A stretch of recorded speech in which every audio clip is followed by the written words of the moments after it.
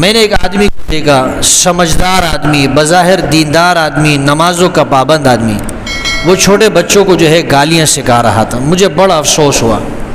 ایک آدمی ہے دین سے دور ہے، مسجد سے دور ہے، دینی ماحول سے دور ہے، اگر وہ بچوں کی اس طرح تربیت سمجھ میں آتی ہے کہ وہ دینی ماحول سے دور ہے۔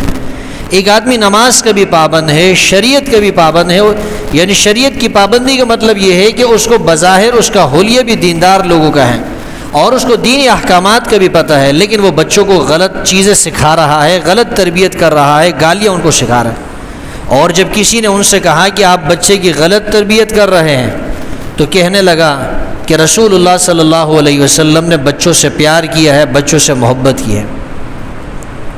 آپ بھی بچوں سے پیار کریں، بچوں سے محبت کریں، تربیت تو ان کی درست کریں۔ آپ نے ایک حدیث سنی ہے، دوسری حدیث آپ نے نہیں سنی کہ حضرت حسن رضی اللہ تعالیٰ عنہ چھوٹے سے تھے، انہوں نے صدقے کی ایک کھجور منہ میں ڈالی، اللہ کے رسول نے ان کو قے کرائی کہ یہ صدقے کا مال ہے، صدقے کا مال، زکوٰۃ کا مال وہ ہمارے لیے حلال نہیں ہے، وہ ہمارے لیے جائز نہیں کہ ہم صدقے کا مال کھائیں یا ہم زکوٰۃ کا مال کھائیں۔ اللہ کے رسول نے یہ نہیں فرمایا کہ بچہ ہے اس کو چھوڑ دو، کھانے دو، یہ اس سے پیار اور محبت کا تقاضا ہے۔ اللہ کے رسول نے یہ نہیں فرمایا، تربیت فرمائی۔ بچوں سے پیار محبت کرنا یہ بھی شریعت کا حکم ہے، لیکن بچوں کو بے جا لاڈ دینا کہ جس کے نتیجے میں وہ بگڑ جائے، یہ شریعت کا حکم نہیں ہے۔ شریعت کا جہاں یہ حکم ہے کہ بچوں سے پیار محبت کیا جائے، وہاں یہ بھی حکم ہے کہ بچوں کی صحیح تربیت کی جائے۔ شریعت نے تو یہ بھی سکھایا ہے کہ آپ بچے کو سب سے پہلا جو چیز سکھائیں گے وہ کلمہ آپ سکھائیں، آپ اس کو اللہ کی وحدانیت سکھائیں، رسول اللہ صلی اللہ علیہ وسلم کی رسالت بتائیں، اس کو لا الہ الا اللہ اس کی زبان پہ جاری کریں۔ اور آپ جو ہے اس کی زبان کے اوپر گالیاں جاری کرتے ہیں، آپ اس کو غلط چیزیں بتاتے ہیں۔ آپ جب بچے کو گالی دیں گے، جواب میں آپ کو وہی گالی سننی پڑے گی۔ آپ بچوں کے سامنے اگر ایک آدمی کسی دوسرے آدمی کو، میاں اگر اپنی بیوی کو، بیوی اگر اپنے شوہر کو، یا کوئی بھی شخص اپنے جاننے والوں کو، دوستوں کو، یا کسی بھی شخص کو گالیاں دیتا ہے، بچے یہ ساری چیزیں نوٹ کر رہے ہوتے ہیں، پھر بچے بھی دوسروں کو اسی لہجے میں ان سے بات کرتے ہیں۔ اس لیے بچوں کے سامنے میاں بیوی کو لڑنا بھی نہیں چاہیے، بچوں کے سامنے بیوی کو شوہر کو برا بلا نہیں کہنا چاہیے، بچوں کے سامنے شوہر کو بیوی کو مارنا بھی نہیں چاہیے، اس کو گالم گلوچ بھی نہیں دینی چاہیے۔ اس لیے کہ بچے جب یہ چیزیں سنتے ہیں تو یہ چیزیں ان کے دل و دماغ پر بیٹھ جاتی ہیں، نقش ہو جاتی ہے، پھر وہ یہی تربیت کیا لے کر چلتے ہیں۔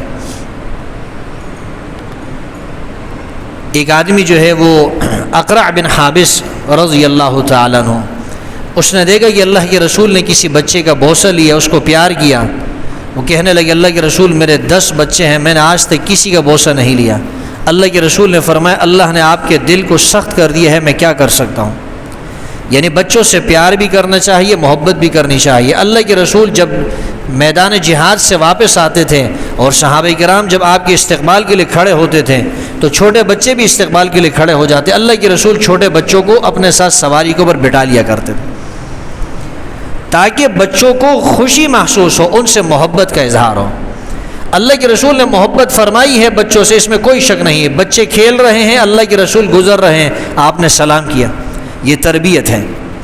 محبت بھی ہے، تربیت بھی ہے۔ اللہ کے رسول محبت بھی کر رہے ہیں اور ساتھ ساتھ میں تربیت بھی کر رہے ہیں۔ اللہ کے رسول کے ساتھ بچہ جو ہے ایک دسترخوان پر بیٹھ کر ایک پلیٹ کے اندر کھانا کھا رہا ہے، اللہ کے رسول نے فرمایا بسم اللہ پڑھو، دائیں ہاتھ سے کھانا کھاؤ، اپنے سامنے سے کھانا کھاؤ۔ اللہ کے رسول نے یہ نہیں فرمایا کہ بھئی یہ تو بچہ ہے، محبت کا تقاضا یہ ہے، اس کو ڈانٹا نہ جائے، اس کو چھوڑ دیا جائے۔ آپ نے اگر بچوں کو چھوڑ دیا اسی طرح، ان کی لگام کو آپ نے نہیں پکڑا تو وہ بچے جو ہے بگڑ بھی سکتے ہیں۔ اس لیے کہ باہر کا ماحول کیا ہے وہ آپ جانتے ہیں، اور برائی کا اثر زیادہ ہوتا ہے، شر کا اثر زیادہ ہوتا ہے، برائی زیادہ پھیلتی ہے، برے لوگوں کی کثرت ہوتی ہے۔